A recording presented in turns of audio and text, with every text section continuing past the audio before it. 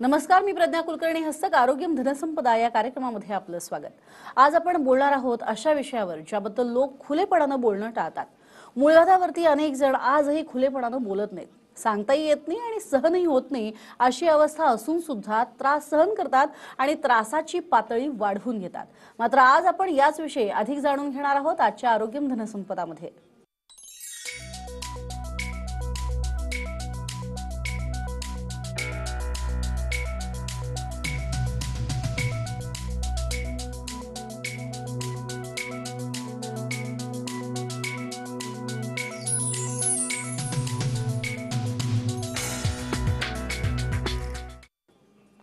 मूळव्याधीवरती आधुनिक उपचार असा आजचा आपला विषय आहे आणि याविषयी मार्गदर्शन करण्यासाठी आपल्या सोबत आहेत डॉक्टर संदीप अग्रवाल. डॉक्टर, आपलं स्वागत. नमस्कार. मुळातच डॉक्टरांविषयी थोडक्यात माहिती जाणून घेऊयात. डॉक्टर संदीप अग्रवाल हे MBBS MS जनरल सर्जन आहेत. त्यांचं वैद्यकीय शिक्षण मिरजमधल्या मेडिकल कॉलेजमधून झालंय. डॉक्टर संदीप अग्रवाल हे महाराष्ट्रातीलच नव्हे तर भारतातील प्रसिद्ध पाईल्स सर्जन आहेत. त्यांनी पश्चिम भारतामध्ये सर्वप्रथम पाईल्स, फिशर, फिस्टुला या आजारावरती BEIM या टेक्नॉलॉजीद्वारे क्रांती घडवून आणली आहे. त्यांना या क्षेत्रातील खूप मोठा अनुभव आहे. त्यांच्या कामगिरीसाठी त्यांना अनेक पुरस्कारांनी सन्मानित करण्यात आले, ज्यामध्ये award for excellence in best चिकित्सक हा पुरस्कार नवी दिल्लीमध्ये, तर हेल्थ केअर एक्सलन्स अवॉर्ड पुण्याचे खासदार माननीय गिरीशजी बापट यांच्या हस्ते आणि महाराष्ट्र गौरव पुरस्कार हा health care excellence in surgery यासाठी खासदार माननीय नितीन गडकरी साहेब यांच्या हस्ते मुंबईमध्ये देण्यात आलेला आहे. मुळातच डॉक्टर, आजचा जो विषय आहे त्या संदर्भातच नेमकं आपल्याला काय झालं हे अनेकांना कळत नाही. तर फिशर असेल, फिस्टुला असेल आणि मूळव्याध, तर ह्यातला डिफरन्स जो आहे, फरक आहे, तो थोडासा सविस्तर सांगाल. फिशर, फिस्टुला, मूळव्याध हे जे 3 आजार आहेत ना, गुदद्वारे भागी जे सर्वात जास्त प्रमाणात जे आजार आढळण्यात येतात हे 3 आजार आहेत. आता महत्त्वाचं म्हणजे काय आहे की समाजात आपण बघितलं किंवा पेशंटमध्ये माझ्याकडे जेव्हा येतात ते स्वतःचं निदान करून येतात. गुदद्वारे भागी काहीही त्रास झाला तर त्याला ते मूळव्याध असं निदान करून येतं, पण हे चुकीचं आहे. फिस्टुला, मूळव्याध, भगंदर जोपर्यंत आपल्याला हे सगळ्या गोष्टींबद्दल माहिती पडणार नाही तोपर्यंत निदान होणार नाही आणि त्याची व्यवस्थित ट्रीटमेंट होणार नाही. म्हणून मूळव्याध म्हणजे काय असतो की गुदद्वारे भागी जे नसा असतात किंवा जे मूळ असतात, जेव्हा त्यांची व्याधी होते त्यांना आपण मूळव्याध असं म्हणतो. दुसरी गोष्ट म्हणजे फिशर. फिशर म्हणजे गुदद्वारे भागी त्या जागेला भेगा पडणे. जेव्हा त्या जागेला चीर पडते, भेगा पडते, त्याला आपण फिशर असं म्हणतो. तिसरी गोष्ट म्हणजे भगंदर. भगंदर म्हणजे ह्याचा आजार गुदद्वारे भागी नसताना गुदद्वारे भागी आजूबाजूला 3-4 सेंटीमीटर इंचेस या जागेमध्ये एक छोटासा बेंड तयार होतो, एक फुटकुळं तयार होतो.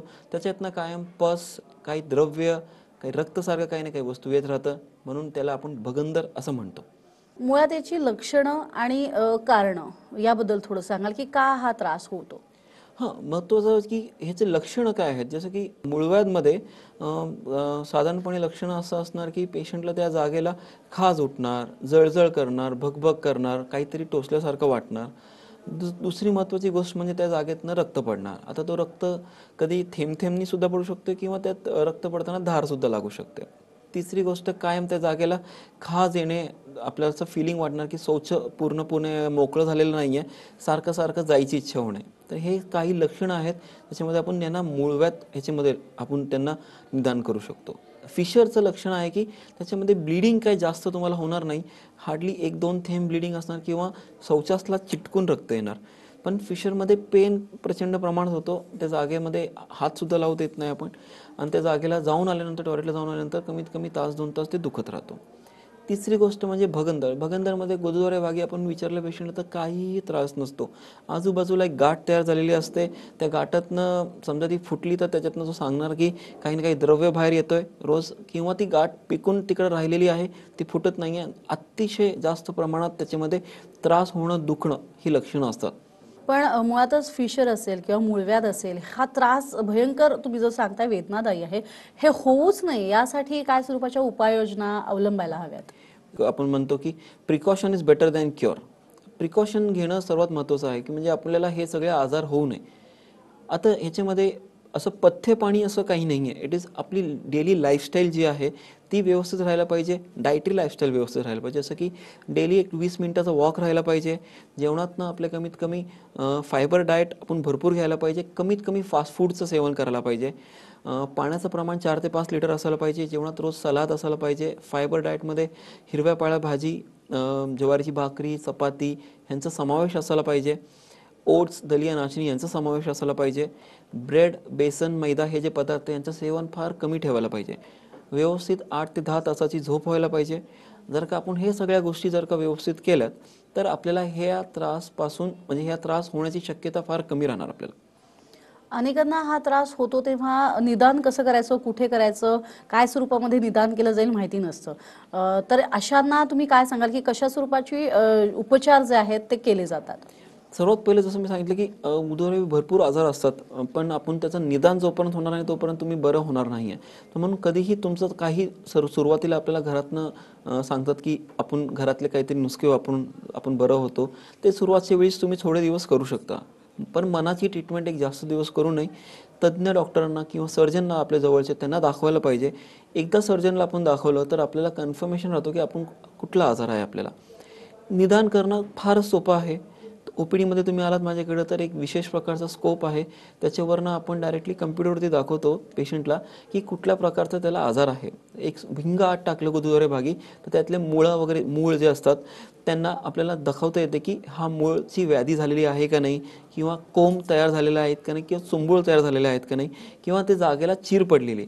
हे सगळ्या गोष्टी आपण ते दुर्बिणीद्वारे पेशंटला OPD बेसिसवरती हार्डली 2 ते 5 मिनिटांमध्ये आपण दाखवू शकतो. दुसरी गोष्ट आहे की बाकीचे जे तपासण्या असतात त्यांची गरज पडल्यास ते बाकीचे तपासण्या करायला पाहिजे. सुरुवातीला फक्त प्रोक्टोस्कोपी म्हणजे ती भिंगाची तपासणी आहे, ती केल्याने सुद्धा 90-95% लोकांमध्ये आपल्याला माहीत पडतो की हा कुठला आजार आहे. डॉक्टर, BEM टेक्नॉलॉजीमध्ये तुम्ही खरं तर क्रांती घडवलेली आहे आणि त्यामध्ये अर्थातच लोकांना त्याच्यामुळे फायदाही होतोय. तर काय स्वरूपाची ही टेक्नॉलॉजी आहे त्याबद्दल थोडं सांगाल? BEIM टेक्नॉलॉजी म्हणजे biological electrical impedance auto measurement. ही एक विशेष प्रकारची टेक्नॉलॉजी आहे ज्याच्यामध्ये जो मूळ किंवा कोंब चुंबूळ जो तयार झालेला आहे ती डायरेक्टली त्या चुंबूळवरती ही प्रोसिजर करता येते. दुसरं जे काय टेक्नॉलॉजी असतं ते चुंबूळवरती डायरेक्टली ट्रीटमेंट करू शकत नाही. ह्या टेक्नॉलॉजीद्वारे जो जो कोंब तयार झालेला आहे त्या कोंबला मुळेपासून विरघळून टाकणे ही ट्रीटमेंट आहे. जेणेकरून पेशंटला कुठल्याही प्रकारचा टाका वगैरे काही मारावं लागत नाही. पेशंटला रोज जाऊन ड्रेसिंग करायची गरज पडत नाही. हार्डली एक 10-15 मिनिटाचा फक्त प्रोसिजर असतो. सकाळी आलं की पेशंट संध्याकाळी घरी जाऊ शकतो. मेन म्हणजे मुळेपासून जर का आपल्याला कोंब जो आहे तो नष्ट करायचा असला तर BEIM टेक्नॉलॉजी ही सर्व उत्कृष्ट टेक्नॉलॉजी आहे. डॉक्टर, मुळातच तुम्ही जसं सांगितलं काही पथ्य पाणी जे आहेत की वेगळे विशेष पाळायची गरज नाही, पण सध्याची जी बदलती जीवनशैली आहे ती सुद्धा याला कारणीभूत आहे असा त्रास होण्यासाठी? जसं मी आता सांगितलं की जे जे कारण मी तुम्हाला सांगितलं की जे काय कारणांनी आपल्याला हे त्रास होऊ नये, तर सेम इथं लागू होतं की जसं आपण फास्ट फूडचं सेवन जास्त झालं आहे, इझी अवेलेबल फूड आहे, वॉटर इंटेक कमी झालं, आपलं राहणीमान चेंज झालेलं आहे. आता आपण तेवढं कष्ट करत नाही, लेबर वर्क आपण करत नाही, कायम आपण AC मध्ये राहिल्यानंतर पाण्याचं प्रमाण आपण जास्त घेणार नाही.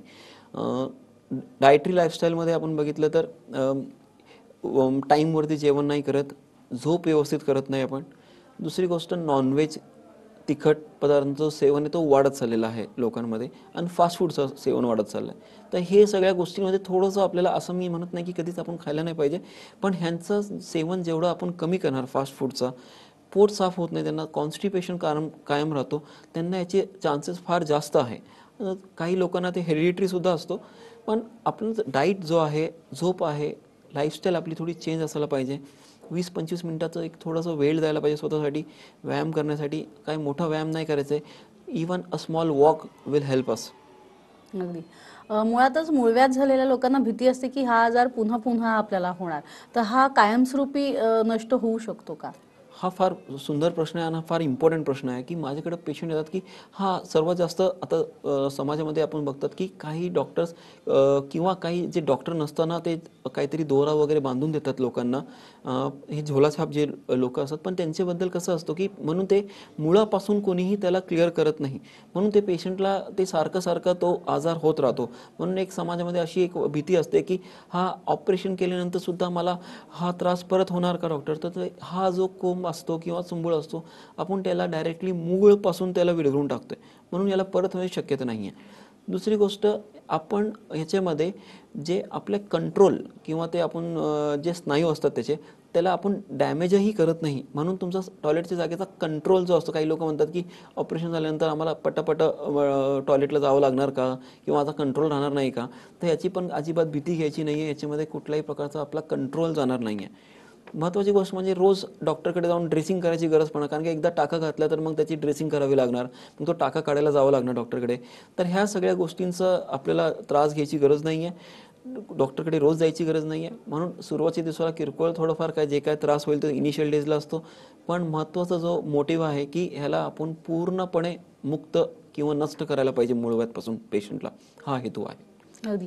BAM टेक्नॉलॉजीबद्दल तुम्ही सांगताय की ह्या टेक्नॉलॉजीमुळे बराच फायदा झालेला आहे, पण ज्या वेळेला तुम्ही त्याचा ऑपरेट करताय एखाद्या पेशंटला, तर तीच पेशंटला आता जसं तुम्ही उल्लेख केलात की भीती असते की किती दिवस लागतील, क्युअर व्हायला किती वेळ जाईल, आणि ऑपरेशन नंतरच्या ज्या काही प्रिकॉशन्स घ्याव्या लागतात, तर अशा प्रिकॉशन्स याच्या ऑपरेटिंग सिस्टीम नंतर सुद्धा घ्याव्या लागतात का? आता याच्यामध्ये विशेष प्रिकॉशन असं म्हटलं तर काही नाही आहे. जसं की मी तुम्हाला सांगितलं की फायबर डाएट तुम्ही आता घ्यायला पाहिजे. मी प्रोसिजर झाल्यानंतर सुद्धा पेशंटला म्हणतो की आपल्याला फायबर डाएट घ्यायला पाहिजे. आता हे काही पथ्य नाही आहे. आता मी तुम्हाला सांगितलं चपाती खावं, हे चपाती घेणं काही पथ्य नाही आहे. सलाद खावा, रोजचं पाण्याचं प्रमाण इन्क्रीज करा, हे आय डोंट थिंक हे पथ्य आहे. हे आपल्या शरीराची रिक्वायरमेंट आहे. तर ह्याला पथ्य न समजून ह्याला आपल्याला डेली रुटीनमध्ये आपल्या लाईफमध्ये आणायला पाहिजे. ऑपरेट नंतर सुद्धा फायबर डाएट चांगलं ठेवायला पाहिजे. विशेष काही पथ्य नसणार आहे. इनिशियल डेजला आम्ही सांगतो नॉनव्हेज वगैरे अवॉइड करा, स्पायसी फूड अवॉइड करा, पण फ्युचरला आपण ते सगळ्या काही गोष्टी करू शकतो लिमिट्समध्ये. अगदी. फिशर फिस्टुला किंवा मूळव्याध या तिन्ही संदर्भात बोलत असताना ह्यापैकी कुठलाही आजार हा अनुवंशिक आहे का? फिस्चुला अनुवंशिक नसतोच. फिस्चुलाचे कारण भरपूर असतात, पण फिस्चुलाचा अनुवंशिकपणा काही नाही आहे. फिशर जो आहे आणि पाईल्स किंवा मूळव्याध जो आहे यांचा अनुवंशिकपणा आहे. पण जरी मी बघितलेलं आहेत की घरचे म्हणजे मोठ्या लोकांना असलं तरी त्यांचे जे कमिंग जनरेशनला जर का हा त्रास आहे, तो डायटरी हॅबिट्स आणि लाईफस्टाईल हा ह्याच्यात फार मोठा त्याच्यामध्ये इम्पॉर्टंट रोल आहे. डॉक्टर, मुळात हा जो त्रास आहे या संदर्भात तुम्ही म्हणताय की बीमनी बऱ्याच लोकांना फायदा झालेला आहे, पण काही एज फॅक्टर आहे का की ह्या वयोगटातल्या लोकांना बीमनी आपण उपचार नाही करू शकत, BAMनी उपचार नाही करू शकत असं? ॲब्सोल्युटली असं काही एज फॅक्टर नाही आहे. जर मी सांगितलं की तरुण लोकांना पण हा आजार चा जो प्रमाण आहे तो वाढत चाललेला आहे, म्हणून एक 15 वर्षाच्या मुलाचा सुद्धा याच्यातनं आपण ऑपरेट करून टाकलेला आहे त्याला त्रास असताना. आणि जसं म्हटलं वय जो फॅक्टर आहे, दिस इज नॉट फॅक्टर. जसं जसं वय वाढत जाणार माणसाच्या आयुष्यामध्ये मूळव्याध किंवा गुदद्वार विभागी कुठलाही आजार होण्याची शक्यता वाढत जाणार आहे. म्हणून 85 वर्षाचे 90 वर्षाचे आजी आजोबांचा सुद्धा ऑपरेट झालेला आहे. म्हणून वय इज नॉट अ फॅक्टर हा ऑपरेट न करण्यासाठी. मुळात इतक्या सगळ्या उपचार पद्धती आहेत, म्हणजे आता आपण जर बघितलं तर मूळव्याधीवरती किंवा फिशर फिस्टुला या संदर्भात अनेक वेगवेगळ्या उपचार पद्धती सांगितल्या जातात, पण तुम्ही BAMचा जो उल्लेख करता, ह्या तंत्रज्ञानाचा विशेष प्रामुख्याने उल्लेख करण्याचं काय कारण? जसं मी सांगितलं की कुठलीही टेक्नॉलॉजी आपण जेव्हा वापरतो त्याचं वैशिष्ट्य काय आहे आणि त्याचं प्रिन्सिपल काय आहे हे फार महत्त्वाचं आहे. प्रिन्सिपल काय असायला पाहिजे की कुठलाही आजार जो आहे तो मूळपासून ते पहिलं गोष्ट ते क्लिअर व्हायला पाहिजे, तो परत नको व्हायला पाहिजे. ते आजार करताना दुसरं काही शरीराला साईड इफेक्ट होतोय का ते नको असायला पाहिजे. जसं की जुन्या पद्धतीने जेव्हा ते टाक्याचं ऑपरेशन करायचो किंवा दुसरं आत्ता भरपूर जे प्रकारे जे सर्जरीज करतात त्याच्यामध्ये एक प्रॉब्लेम असा होतो की जे आपले कंट्रोल करण्याचे जे स्नायू असतात त्यांना डॅमेज होण्याची शक्यता भरपूर असते. म्हणून काय होतं की समजा कंट्रोल जरी पेशंटचा समजा गेला नाही, तर माझ्याकडे पेशंट येतात बाहेरनं ऑपरेट करून येतात की त्यांना म्हणतात की आम्हाला असं जास्त वेळ आम्ही धरून ठेवू शकत नाही, म्हणजे आम्हाला टॉयलेटला समजा आला शौचात जायची आम्हाला असं फिलिंग आली, आम्हाला लवकर जावं लागतं, असं काहीही या टेक्नॉलॉजीद्वारे होत नाही. दुसरी गोष्ट जे मी म्हटलं की हा परत नाही व्हायला पाहिजे. म्हणजे एकदा तुम्ही ऑपरेट करून गेलात आणि मग परत सारखं सारखं इकडं तिकडं फिरत बसतात. लोक माझ्याकडे येतात 10-10 ठिकाणी फिरून आलात, 2-3 ठिकाणी ऑपरेशन झालं पण तरी आम्ही बरे होत नाही आहे.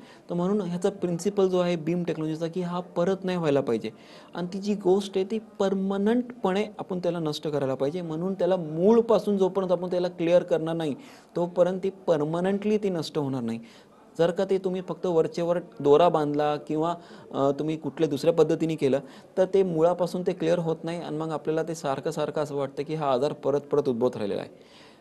रोजची जी लाईफस्टाईल आहे त्याच्यामध्ये जास्त हॅम्पर न करता आपण BAMला म्हणून जास्त महत्त्व दिलेलं आहे आणि मेन मोटिव्ह जो सांगितलं की ह्याच्यातनं पूर्णपणे आपण मुक्त व्हायला पाहिजे. आरोग्यम धनसंपदामध्ये याच विषयावरती बोलणार आहोत. मात्र तुर्तास वेळ झाली एका छोट्याशा ब्रेकची. पाहत राहा TV9 मराठी.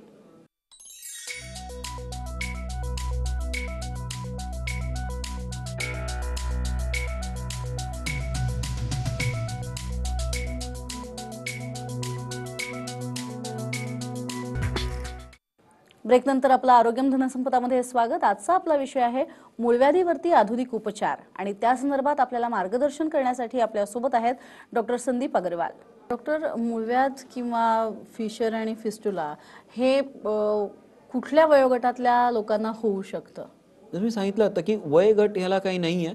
माझ्याकडं म्हणजे मूळव्याध नसताना बद्धकोष्ठता कॉन्स्टिपेशनसाठी तर माझ्याकडं 4-4, 5-5 वर्षाचे लहान मुलंसुद्धा येतात, पण त्यांना मूळव्याध त्या एजला झालेला नसतो आहे. पण जो माझ्याकडे एकदम बेसिक एकदम सर्वात छोटा जो आहे तो 13 वर्षाचा जो आहे तो मूळव्याध एक पेशंटला तो आहे मूळव्याध. पण वयगट जसं मी सांगितलं की जसं जसं वाढत जाणार तसं तुम्हाला ह्याचे प्रमाण जास्त दिसत राहणार. 30 ते 45 वर्ष हा एक स्पेसिफिक वयगट आहे, त्याच्यामध्ये याचं प्रमाण जास्त आहे.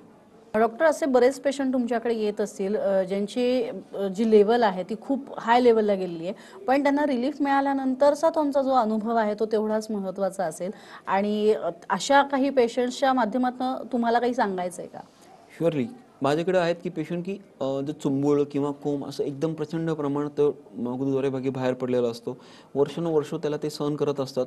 त्यांचे लाईफस्टाईल पूर्ण चेंज झालेली आहे हे प्रोसिजर केल्यानंतर.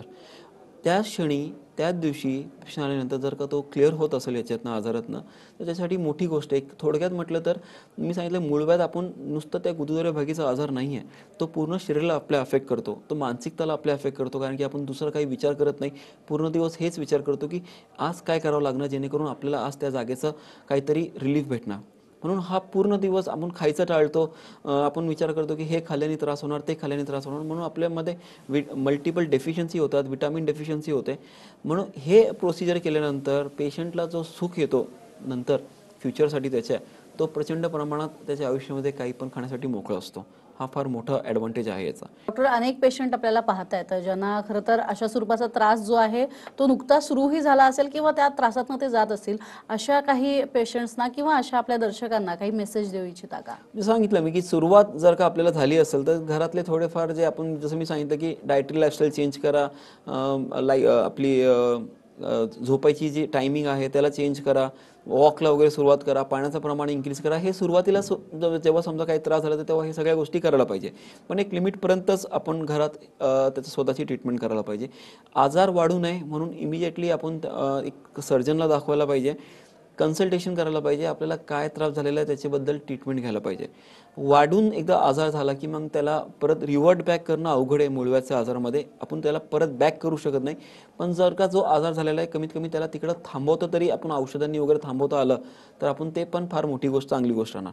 पण जर का असहनीय होत आहे, डेली लाईफस्टाईल आपली हॅम्पर होत आहे, चुंबूळ आपल्याला हातालाच बाहेर लागतोय, आत बाहेर करतोय, चुंबूळ येणं जाणं करते, तर जास्त अपेक्षा ठेवू नये. त्याला क्लिअर करून मोकळं करणं हे फार सुंदर राहणार. डॉक्टर, मुळात हा तुम्ही जी टेक्नॉलॉजी सांगताय त्या संदर्भातच विचारायचं की अनेक पेशंट तुमच्याकडे असे येत असतील ज्यांना बीपीचा त्रास आहे, डायबिटीस आहे किंवा इतरही अनेक त्रास आहेत. अशा पेशंट्सवरती उपाय होऊ शकतो? हो, होऊ शकतोय. म्हणून माझ्याकडे पेशंट येतात की म्हणतात की माझी एन्जिओप्लास्टी झाली आहे, माझी बायपास झाली आहे, तर आता आमचं ऑपरेशन होऊ शकतोय का? किंवा त्यांना भरपूर दुसऱ्या गोष्टींचा आजार आहे, लिव्हरचा आजार आहे, कोणाला किडनीचा आजार आहे, तर हा ऑपरेशन सगळ्यांमध्ये आपण करू शकतो. त्याच्यामध्ये रिस्ट्रिक्शन कुठल्याही प्रकारचं नाही आहे. एखाद्या पेशंटला जर का पेसमेकर जरी हृदयामध्ये बसवलं असलं तरी त्याचासुद्धा हा ऑपरेट आपण त्याच्यावर करू शकतो. म्हणून तुमचं डायबिटीज आहे का, तुम्हाला काही लोकांना असतं डॉक्टर डायबिटीज आहे, माझी जखम भरणार का नाही, म्हणून अजिबात काही काळजी करायची नाही, मी काही टाके घालत नाही आपण त्याच्यामध्ये. पण डायबिटीस लोकांना तर फार सुंदर आहे. डायबिटीस हे केल्यानंतर डायबिटीससुद्धा कंट्रोलमध्ये येऊ शकते आपली. ज्यांना बीपीचा त्रास आहे त्यांनासुद्धा घाबरायची गरज नाही आहे. मुळात ह्या ऑपरेशनमुळे कुणालाही काही घाबरायची गरज नाही आहे. हार्डली 10-15 मिनिटाचा आपला हा प्रोसिजर होऊन जातोय आणि या आजारातनं आपण परमनंटली क्युअर होऊ शकतो. डॉक्टर, असे पेशंट बरेचसे येत असतात की ज्यांना त्रास झालेला असतो, काही ठिकाणी त्यांचे ऑपरेशन्स पण झालेले असतात पण बरं वाटत नसतं.